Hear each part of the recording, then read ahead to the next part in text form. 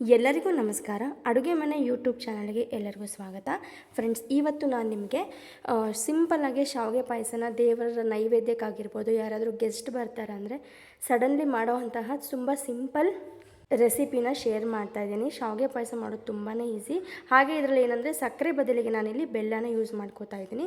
ಈಗ ಒಂದು ಪಾತ್ರೆಗೆ ನಂದಿನಿ ಹಾಲು ತೊಗೊಂಡಿದ್ದೀನಿ. ನಾನು ಹಾಲು ಎಷ್ಟು ತೊಗೊಂಡಿದ್ದೀರೋ ಅದೇ ಒಂದು ಲೋಟ ನೀರನ್ನು ಸೇರಿಸ್ಕೋಬೇಕಾಗತ್ತೆ.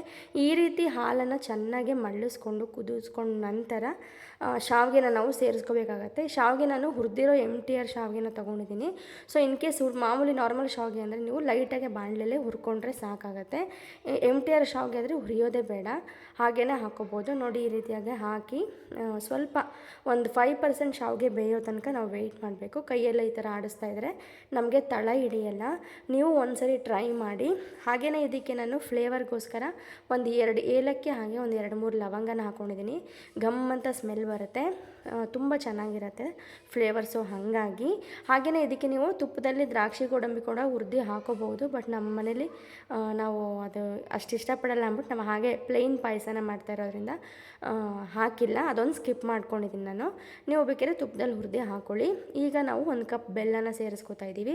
ಬೆಲ್ಲ ಒಡೆಯುತ್ತೆ ಅಂತ ನೀವು ಅನ್ಕೋಬೋದು. ಇಲ್ಲ, ಲಾಸ್ಟ್ ನಾವು ಒಂದು 5 ಮಿನಿಟ್ಸ್ ಇನ್ನೇನು ಶಾವಿಗೆ ಎಲ್ಲ ಬೆಂದಿದೆ ಒಂದು 50% ಅನ್ನುವಾಗ ಶಾವಿಗೆ ಹಾಕ್ಕೊಂಡು 1 ಮಿನಿಟ್ ನಾವು ಕೈ ಆಡಿ ಬೆಲ್ಲ ಕರಗೋವರೆಗೂ ಹಿಂಗೆ ಕೈ ಆಡಿಕೊಂಡು ಇದ್ದರೆ ಸಾಕು. ಹಾಲೇನು ಒಡೆಯಲ್ಲ, ಧೈರ್ಯವಾಗಿಯೇ ನಾವು ಹಾಕೋಬೋದು ಬೆಲ್ಲನ. ಸೊ ಹಾಗೆಯೇ ಯಾರೆಲ್ಲ ನನ್ನ ಯೂಟ್ಯೂಬ್ ಚಾನಲಲ್ಲಿ ನೋಡ್ತಾರೆ ದಯವಿಟ್ಟು ಸಬ್ಸ್ಕ್ರೈಬ್ ಮಾಡ್ಕೊಳ್ಳಿ, ಲೈಕ್ ಮಾಡಿ. ನಿಮ್ಗೇನು ಅನಿಸುತ್ತೆ ದಯವಿಟ್ಟು ಕಮೆಂಟ್ ಮಾಡಿ, ನಂಗೆ ತುಂಬಾ ಹೆಲ್ಪ್ಫುಲ್ ಆಗುತ್ತೆ ನೆಕ್ಸ್ಟ್ ವೀಡಿಯೋಸ್ಗಳಿಗೆ. ಹಾಗೆಯೇ ಈ ಪಾಯಸನ ದೇವರ ನೈವೇದ್ಯಕ್ಕೆ ತುಂಬಾ ಬೇಗನೆ ಮಾಡ್ಕೋಬಹುದು. 5ರಿಂದ 10 ನಿಮಿಷದಲ್ಲಿ ನಮಗೆ ಪಾಯಸನ ರೆಡಿಯಾಗಿ ಹೋಗ್ಬಿಡತ್ತೆ.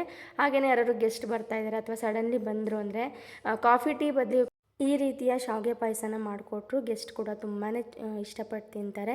ತುಂಬ ಈಸಿಯಾಗಿ ಸಿಂಪಲ್ಲಾಗಿ ನಾನು ಜಾಸ್ತಿ ಐಟಮ್ನೇ ತೋರಿಸಿಲ್ಲ ನಿಮಗೆ. 4 ಐಟಮಲ್ಲೇ ನಾನು ನಿಮಗೆ ಯಾವ ರೀತಿ ಶಾವಿಗೆ ಪಾಯಸನ ಮಾಡೋದು ಅಂತ ತಿಳಿಸ್ಕೊಟ್ಟಿದ್ದೀನಿ.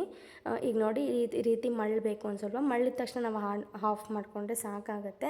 ನೀವು ಒಂದ್ಸರಿ ಬೇಕಾದ್ರೆ ಕೈಯಲ್ಲಿ ಮುಟ್ಟು ನೋಡಿ ಚೆಕ್ ಮಾಡ್ಕೊಳ್ಳಿ ಶಾವಿಗೆ ಬೆಂದಿದೆಯಾ ಅಂತ.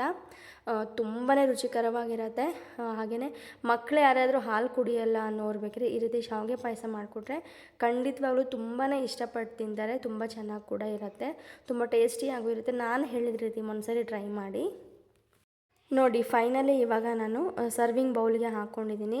ನೀವು ನೋಡ್ತಾ ಇರ್ಬೋದು, ತುಂಬ ಚೆನ್ನಾಗಿರುತ್ತೆ. ಶಾವಿಗೆ ಕ್ವಾಂಟಿಟಿ ಬೇಕಾದ್ರೆ ಬರೀ ಹಾಲು ಜಾಸ್ತಿ ಬೇಕು ಅಂದರೆ ಶಾವಿಗೆನೂ ಕಡಿಮೆ ಹಾಕೋಬಹುದು. ಈ ರೀತಿ ಶಾವಿಗೆ ಹಾಲು ಎರಡೂ ಈಕ್ವಲ್ ಮೀಡಿಯಮ್ ಕ್ವಾಂಟಿಟಿಲಿ ಹಾಕ್ಕೊಂಡ್ರೆ ತುಂಬ ಚೆನ್ನಾಗಿರುತ್ತೆ. ಈ ರೀತಿ ನಾವೇನಾದರೂ ಟಿಫನ್ ಮಾಡಿದಾಗ ಪಾಯಸ ಆಗಿರ್ಬೋದು, ತುಂಬ ಚೆನ್ನಾಗಿರುತ್ತೆ. ಯಾವ್ದಾದ್ರು ಹಬ್ಬಗಳಿಗೆ ಕೂಡ ತುಂಬ ಮಾಡ್ಕೋಬೋದು. ತುಂಬ ಬೇಗನೆ ಆಗುತ್ತೆ, ಫಾಸ್ಟಾಗಿ ಕ್ವಿಕ್ಕಾಗಿ ಮಾಡುವಂತಹ ಶಾವಿಗೆ ಪಾಯಸನ ನಾನು ಇವತ್ತು ನಿಮಗೆ ತಿಳಿಸ್ಕೊಟ್ಟಿದ್ದೀನಿ. ಯಾರಿಗೆಲ್ಲ ಇಷ್ಟ ಆಗುತ್ತೆ ಇನ್ನೊಂದು ಟೈಮ್ ಹೇಳ್ತಾ ಇದ್ದೀನಿ, ದಯವಿಟ್ಟು ಚಾನೆಲ್ನ ಸಬ್ಸ್ಕ್ರೈಬ್ ಅಂತ ಇರುತ್ತೆ, ಪ್ರೆಸ್ ಮಾಡಿ ಸಬ್ಸ್ಕ್ರೈಬ್ ಮಾಡ್ಕೊಳ್ಳಿ, ಲೈಕ್ ಮಾಡಿ. ನಿಮ್ಗೆ ಏನು ಅನಿಸುತ್ತೆ ದಯವಿಟ್ಟು ಕಮೆಂಟ್ ಮುಖಾಂತರ ತಿಳಿಸಿ. Thank you.